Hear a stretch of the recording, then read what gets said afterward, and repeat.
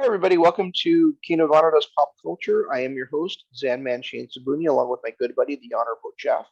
Hello. And we're here today to talk to you about one of the latest HBO Max releases. I'm not going to say the latest because I saw that In the Heights is on there now as well. So we got Oh that. my God. We got that to cover. They're really ramping up the schedule as far as releases They are. because This is it was supposed to be one per month and now it's like every other week. Now we're getting bombarded. Yep. So we're talking about The Conjuring. The Devil Made Me Do It. And Jeff, I had seen the original Conjuring, like years ago, like when it first came out on DVD or something. I had never seen The Conjuring 2. I did see Annabelle. That's pretty much as far as I've gone with this universe.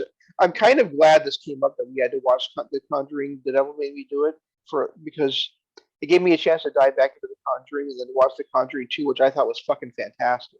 Yeah. And then this one was, pretty good as well. So I mean, it's kind of cool to find this like extended universe, and I might want to dig more into like this. As much as I like The Conjuring 2, since like a big part of that was a big part of the creepiness was about that nun in that painting, um, and about how she was like trying to kill that kid at the end.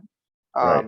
I really kind of want to like watch that movie The Nun now to see what that was all about. Yeah, because I guess they did a movie about her. They did two different Annabelle movies. They did these three, and it wasn't and the Amityville Horror is part of this universe too. Yeah. I think it's three Annabelle movies actually. And Is then I there? saw there's the fourth one that's kind of tangentially connected to the Conjuring universe that's coming out soon. So Okay. yeah, Yeah, I didn't realize how big of a universe it was. it's kind of funny because like Universal tried to make like this big monster universe out of their movies and Right. failed so horribly, and now we've got like an actual horror universe that's it's really not like relying on the old monster movie staples. It's really cool. Well, it's like most of the stories are based in real life, Right, exactly. so it it's odd. And it's whether you believe it or not. I mean, Jesus, the people that were around in these, like, I was reading about this Devil Made Me Do It. And Arne and whoever his wife to this day are still thanking the Warrens and backing up everything the Warrens say in their book and in the movie and everything. But David is and the dad, whoever their dad is, has been coming out against it, Really? saying that it was because like I did with the other two Conjurings, as soon as this one was over, I went and read the real story of it and everything. And but I guess they're saying that the Warrens put them up to it, told them it would make them rich and famous, and put them up to the possession thing. And then Arnie and his wife, whoever the sister was, are Hmm. backing him up, saying that it was, that was true. So that's interesting. So, like, what would have caused then Arnie to just kill his best friend? That If that were the case. wasn't really his best friend. Well, It they're was a friend. it Friend, he was a good drinking buddy. well, it wasn't even that. He was the landlord of where there, and he owned the dog pound or whatever that the wife worked at. Okay. So he was just kind of a, yeah, like you said, maybe a drinking buddy, but it was more of a not really. Um, they weren't really friends or anything like that. It was just a kind of a he owned the business and rented them the apartment is what it Oh, was. okay. But the way that it Go ahead. I'm sorry. the way that it happened in real life is Arnie actually called in that day. He didn't go there and then drop so I mean, they did do some creative changes to make it look a little better, but he had actually called in that day to work. And they're saying his wife, and I can't remember, Debbie, I believe her name was, I think so. um, she was talking about how um, before he did this, he was showing a lot of the same symptoms and things that David had shown. So they're sticking with the fact that everything is true, but David and his brother, it's his brother, not his dad, were the ones that are coming out saying, no, we made it all up. Huh. Okay. Interesting. I don't know. I mean, speaking, I don't want to get, I was going to say something, so I don't want to miss it before I move on. But I thought that part with Arnie's, the landlord or whatever was, when he was like dance raping Debbie. That was kind of uncomfortable. Where he was kind of like, I mean, it's a horror movie, so you expect to be discomforted by the horror parts, but I mean that part where he's basically like forcing her to dance with him, that was just really, really kind of gross to me. Your friends, your leasee or your friend's wife or girlfriend, whatever. They didn't get married until like 6 years after the movie takes place, but yeah, I mean, you're kind of like forcing a lady to dance with you. That's really just creepy. Yeah, here's the story. David and his brother Carl sued the authors of the book, the book that they'd done, for violating their right to privacy. Okay. And intentional affliction of emotional distress. Carl also claimed that the book alleged he committed criminal and abusive acts against his family and others. Now, I don't remember Carl being a part of this. It was David who was possessed. Yeah. But Carl says the possession story was a hoax concocted by Ed and Lorraine Warren to exploit the family and his brother's mental illness, and that the book presented him as the villain because he did not believe in the supernatural claims. He asserted that the Warrens told him the story would make the family millionaires and would help get Johnson out of jail. So they're actually saying that this they created this story after Arnie went to jail. Gotcha. Which is, but Arnie and Debbie stand by it. They say everything is true, that it really did happen.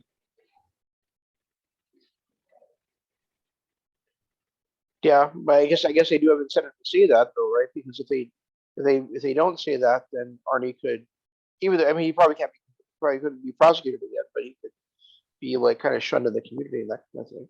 I don't know that he cares at this point. But yeah, I guess we're talking about almost 40 years ago now.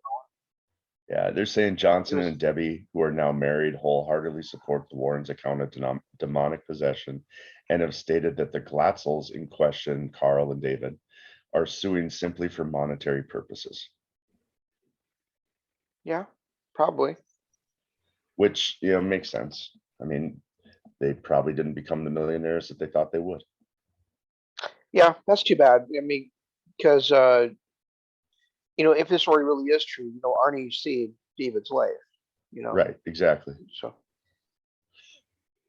but yeah, the killing actually, it was Arnie called in sick to his job, and he joined Debbie at the kennel where she worked, along with his sister Wanda and Debbie's 9-year-old cousin Mary. Bono, who is the couple's landlord and Debbie's employer at the kennel, bought the group lunch at a local bar and proceeded to drink heavily. After lunch, the group returned to the kennel. Debbie then took the girls to get pizza, but instead insisted they return quickly, anticipating trouble.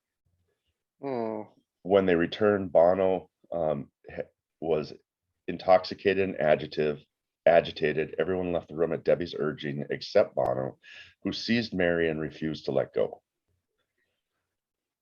Johnson headed back to the apartment and ordered Bono to release Mary, and Mary ran for the car as Debbie attempted to mitigate the situation by standing between the two.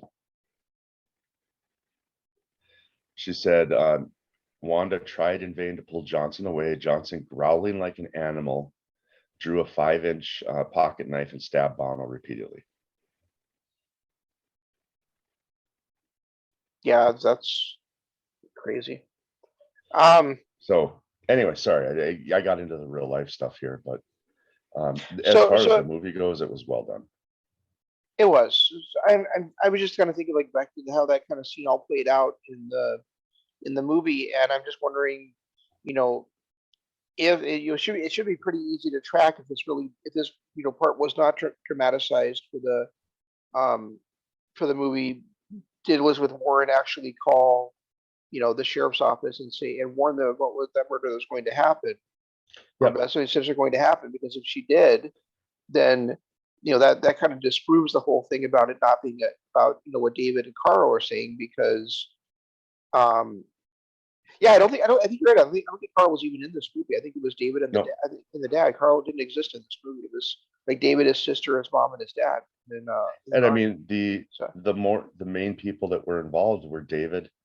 And after the beginning, he wasn't around, and then Johnson, and it focused on Johnson and Debbie, Arnie and Debbie. right. But So that part about her what calling I, yeah, go ahead. that part about her calling the police department, that was actually in the actual story of, yes, it did happen. Okay. Well, then that totally that automatically disproves the fact that that they that they did came up with the story after the fact, right? Right. Exactly. So yeah. So Anyway, go ahead. yeah. As far as the Yeah. movie Yeah. goes, Yeah, as far as the movie goes, I thought this was probably my second favorite of the trilogy. I really liked The Conjuring 2. The Conjuring 2, I think, is maybe like the best horror movie I've ever seen. So so unbelievably creepy. it Oh my is. It's just goodness. yeah, it is so. It is. I texted Jeff like the morning after watching. God, that movie is so creepy. So and he'd already watched all three of them by that, but I had only watched The Conjuring 2, and um, as Jeff knows, like I'm going through a hard time in my life like the last week or so. It's just been really difficult for me, and like I like they're like it kind of helped me to escape, even though it was like a scary shit movie. It kind of helped me escape, Right. and I was like waiting there, and my 60-pound pit bull was like underneath me, and I was like kind of like hugging her the whole time, like just kind of hugging her while watching it, while she was like to kind of like be my pillow. It's kind of a nice time to Yeah, it watch that. was. But yeah, I mean, it's so creepy, and it's and it kind of spins off like I was saying earlier. I can't remember if this on camera or not, but it kind of spins off. It looks like it kind of spins off into The Nun, which I have not seen yet. So I kind of want to like go backtrack and watch that at some point soon here. Yeah. To watch that, Yeah. watch The Nun, and I'm thinking the same thing. I really want to watch yeah, that. yeah. But yeah, this movie I thought was, it's like I said, it's probably my second favorite. I did find it like a little bit of it confusing, and the stuff with John Noble's character was kind of seemed a little bit convoluted to me. But maybe that's how it actually all went down in the story too. I don't know. John Noble's character. I guess I don't. The priest, the defrocked priest who had the daughter, Oh yeah, yeah, that was the actual Satanist. yeah. You know Okay, yeah. that that whole thing was kind of a little weird to me. But yeah, Yeah, John Noble was the defrocked priest. He was the actor. He was okay. also Denethor in Lord of the Rings, and he was like the dad in Fringe. You know, so I recognized him right away. I guess I've never seen either one of them. So, You never seen the Lord of the Rings? oh, the original one, yeah, but like 20 some years ago. I've seen all three of the movies, and we Okay. did it in one shot. But that was so long ago that. You've only seen him one time? Wow. Okay. Yeah, I don't have 9.5 hours to invest. It's so good though. Um. Yeah. I was surprised you didn't watch Fringe though. That seems like it'd be right up your alley. Yeah, it's on my list. It's just something I never have gotten to. I haven't gotten to yet. Yeah. I just thought like that whole part like at the in that house, like not in the house, but in the caves underneath the house, where the tunnels underneath the house was kind of, it all seemed kind of disjointed to me. Where like I understand how the black priestess, whatever you want to call her, like lit all the candles and on the altar, and then how she had like done that kind of spell on Ed to take control of him and stuff like that. But it just seemed kind of weird that she like was then away from the altar, and then they were fighting like it seemed like a different part of the tunnel. Then all of a sudden they ended up at the altar with this, and he hit it and he was able to like hit it with a sledgehammer or whatever to break it. It just seemed kind of all it just seemed all kind of like disjointed down in that area too. But Yeah, but it was a small area too.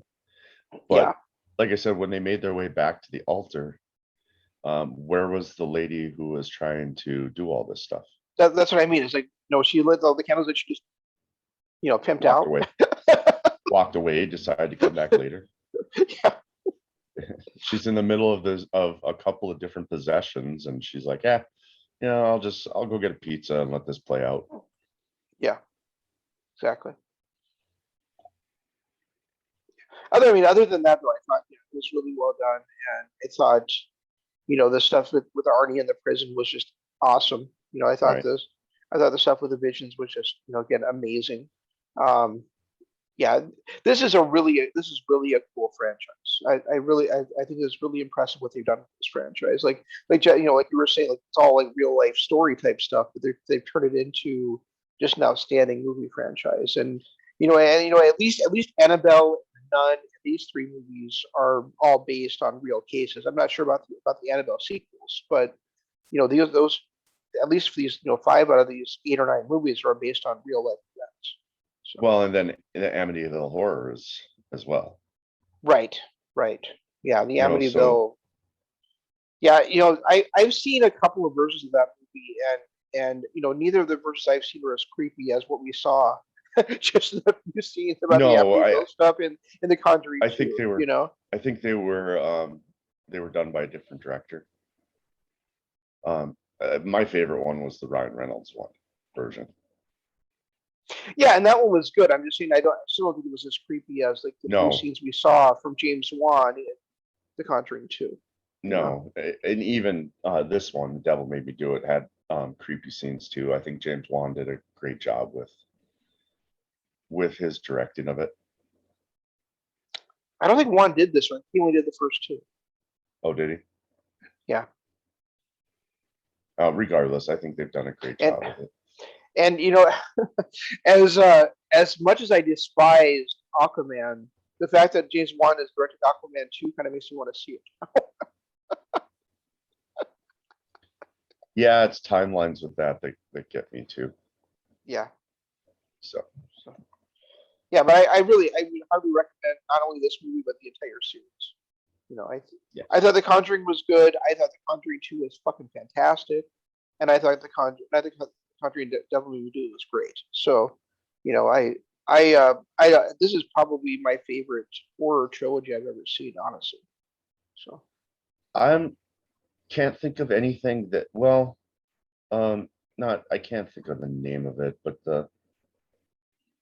I mean, Nightmare on Elm Street, the first 3 movies are excellent as well, but they just kind of spiraled kind of out of control after that.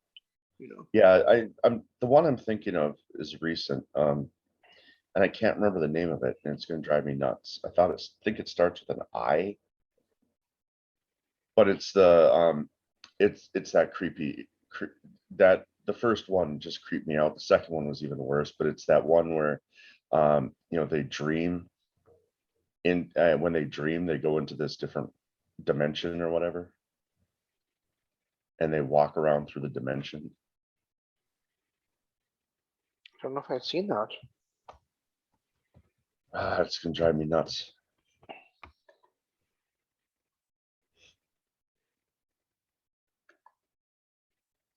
Yeah, I don't know what you're talking about. It's gonna drive me nuts not knowing it. Are you talking about Insidious? Yeah, Insidious. Okay. Yeah, I saw the first Insidious movie. I did not see the second. The first one was one of the creepier movies I've ever seen. Yeah, it was. Yeah, it was. And That was really good. I've seen 2 and 3 as well. I haven't seen the 4th one, but that's another one too. But that's another one by James Wan. It is. Yeah, they're all horror films by James. Well, Insidious and the Conjuring 2 are all by James Wan, but they're not set the same universe. No, they're not. But it's that if you're talking about trilogies and movie trilogies and things like that, I would put Insidious up there with this. Yeah, Insidious was really good. I have not seen the second or the third. I didn't know there was a fourth. So I should go watch that. I should watch that series as well. Well, the second and third ones are equally as creepy. Are they? Cool. Yeah, I thought so. Yeah, that's really cool. Yeah, I'll have to give that one a shot too. But yeah, this is they've done some great stuff with this series. I'm really impressed with it. And I remember seeing Annabelle before too. I don't think I like Annabelle as much as I like Conjuring. I haven't But seen any of the other ones from this universe. I kind of want to watch The Nun. I kind of want to watch Annabelle. Don't know when I'm going to get to them, but I kind of want to. yeah, but I would definitely recommend you guys at least watch these three Conjuring movies because they are just outstanding. Okay, James Wan is a comic book writer as well. He is the co-creator of the Saw and Insidious franchises and the creator of the Conjuring universe. The Conjuring universe is the second highest grossing horror franchise of all time at $1.9 billion. Wow. But James Wan, that just shows how great of a creator he is. The Saw and Insidious franchises and also the Conjuring universe. Yeah, that's crazy. That's three of the top horror franchises of all time. Yeah, the Saw franchise is great too. Right. I just saw Jeff. Another film they're planning on coming out with this franchise is The Crooked Man. The Crooked Man. Yeah, that part of Conjuring 2 was I think that might have been the creepiest part of the Conjuring 2 was the Crooked Man. Oh, definitely one of the creepiest parts. Yeah. Yeah. Yeah, that was rough. That one was definitely rough. Yeah, I don't know if I can watch the movie again at night again. No. Yeah, I watched it at like 10 o'clock at night and I'm like, no, like I'm going to bed with lights on tonight. Yeah, that's just it's great. It's really a great movie. All right. So we're gonna be moving on then, I guess, from doing these horror films to doing a musical for next time. Oh, dear sweet Jesus. I love musicals. Are you not a fan of musicals? It depends on the musical, but I haven't seen any that I would say were great. Okay. And it could be because of the stories they choose to tell during the musicals. Like, I want to see a horror movie musical. I was about to say, I know that you like this one musical, Once More with Feeling by Joss Whedon. Yeah, I'm not sure that I really enjoyed that as well. Oh, really? You didn't? Okay, I loved it from start to finish. Was that that was a movie, right? I know he did No, it a couple times. that was the Buffy musical episode. Okay, yeah, I was gonna say because I know he did a couple of them during Buffy. I know Flash had that musical episode. That was probably the worst Flash episode I ever saw. And recently, the Legacies had a musical episode as well. Okay, I haven't seen any of the Legacies, so. Yeah, they had a play within the show, and it was a musical about what had happened in Mystic Falls prior, like the really like doing like it was like a musical set inside Legacies at the school at the Salvatore school about Damon and Stefan and Caroline.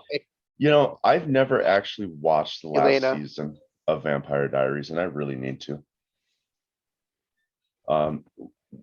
During the last seasons when we got rid of regular TV and we became cord cutters. Yeah. So I never actually saw it. Well, it's all on YouTube. The last. I mean Netflix. YouTube. Sorry. And same thing with Sleepy Hollow. I've never seen the last season of that, and I love Sleepy Hollow. That was one of my favorite shows. Yeah, that kind.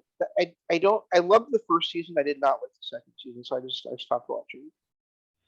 Yeah, I even liked the second season, but I haven't seen the third. And then, like a lot of things like originals, I punched out on too because I just didn't have access to it anymore. So it got added to my list of stuff to watch. But after I'm done with The Mandalorian, I might hit one of those and watch them start to finish. Yeah, I know you've been talking about the Vampire Diaries for like a year now. So yeah, I think maybe I'll do that one next, and just do that universe. and by that time you'll have all 3 seasons of the Legacies completed to be able to watch on Netflix as well. Okay, yeah, so maybe I'll do that next. Because Cool. it's Vampire Diaries, and then after season 2, the original start up. After season 3. After season 3. Oh yeah, you're right, because they have a full season with Klaus. So it'll be like I did with the Arrowverse, where I'm watching multiple shows at a time to keep track of the universe. Yep. But that's only lasted a few. I think for like the last 2 years of originals, maybe it doesn't start after season 3 then. I think it is though. I know Vampire Diaries ended before the originals. So maybe it's only a year before though. Although I don't know if I can stomach that first season of Vampire Diaries again. Why is that? The focus on the diary part, they did in the first season, and then they just went away from the diaries the rest of the series. Oh, okay. But I mean, Damon being the bad guy, in that first season, and then I can't think of his name. The other brother, Stefan. Stefan reminded me way too much of Edward Cullen. Just really whiny in that first season. So I don't know if I can stomach the first season. I'll watch it from start. Yeah, I mean, to me, that is the best vampire franchise there is. I mean, to me, like people like went like just goo for Twilight and for True Blood, but True Blood I liked, but I felt like more happened in an episode of the Vampire Diaries happened the entire season. True. Yeah. Yeah. Yeah, I mean, it turned into it, but like I said, the first season really hurt me. But it's the Vampire Diaries, the originals, and Legacies. Vampire Diaries went on from 09 to 17, the originals 13 to 18, and then Legacies picked up in 2018. Yeah. So it's really not going to be watching. I mean, there's going to be a little bit of crossover for a couple of years with the Vampire Diaries and originals, but it's not going to be like it was with the Arrowverse. Yeah, but there's no actual like crossover episodes, and there's very little crossover of characters between the two shows. So. Oh, I know Tyler's a big one in the first season of the originals. Yeah, but it doesn't. Yeah, but it doesn't cross actually like over episodes. So. Oh, okay. Yeah, I mean, yeah, like I forgot about Tyler being that involved in the first season, but then you got like a couple episodes where Matt shows up. You got a couple episodes where Caroline shows up. But I mean, that's right. And they, like maybe one episode with Stefan, but that's pretty much it. I know still one of my absolute favorite characters of all time is I am doing horrible with names today. Klaus's Elijah's brother. mine. Elijah. Yep. Elijah is one of my top 3 characters of all time. He's just great. Absolutely great. Yeah, and he was in your top 2 until Cliff Steele showed up. Yeah. Once Cliff showed up, it's like I had to reorg. I mean, Cliff is my favorite character. Yeah. But Elijah's a close second. But yeah, Cliff, once I was introduced to Cliff, nobody else mattered. I can't even remember I'm having such a horrible time with names right now. I can't even remember who my third was. Wasn't it Wesley? Wasn't it Wesley from Wesley Wyndham Price? No, well, Wesley actually got dumped out of it after the dude from Arrow, Damien Dark. Oh, that's right. Okay. Yeah, Damien Dark took that, knocked Wesley out of that because his his He always portrayal he always he always gets he always gets dumped on. well, his portrayal in Arrow and then in Legends, it was just fantastic. Every episode he was in was fantastic. Yeah, And then of course, I never let him shoot it. oh, I absolutely loved him. I loved the how just undeterred he was. Like he just his comedic presence. He reminded me a lot of the dad from Heroes, um, where he was just calm, cool, collected at all times, never really got overworked. That same actor plays a character in Justified, and I can't think of the character's name, but he is like the adopted son of a Detroit mob boss. The Damien And Dark guy, yeah, and nice. and his he has a predilection towards um abducting young men and keeping them naked in a bedroom tied up so he can beat on them. Well, that is disgusting. It's a little disturbing. Wow, that's yeah, I didn't need to know that. Oh, well, you do now. So All right.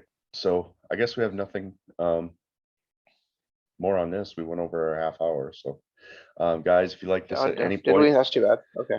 guys, if you like this at any point, please hit that like button, subscribe button, ring that notification bell. Also, check out our Jesus Mary, I can't think today. Our Patreon. patreon.com/Kingdom of Honor, and look for more shows.